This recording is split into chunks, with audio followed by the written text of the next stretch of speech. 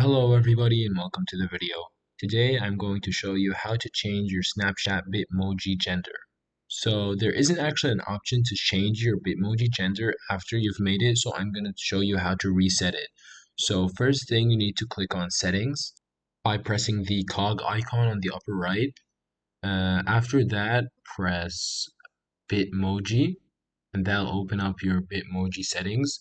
And as you can see, if you go to edit my Bitmoji, there isn't actually an option to change its gender, only like its eye color, hair color, and such. So I'm going to show you how to actually change its gender. So if we exit that by pressing the X icon on the upper left, and then press unlink my Bitmoji, and that'll basically remove your Bitmoji completely. And then we can create a new one by pressing create an avatar, and that's going to show you the two gender options again.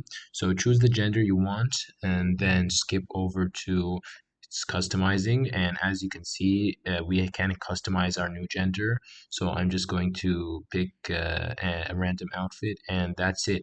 So basically that's how you change your Bitmoji gender on Snapchat. I hope you found this video useful, and I'll see you in the next one.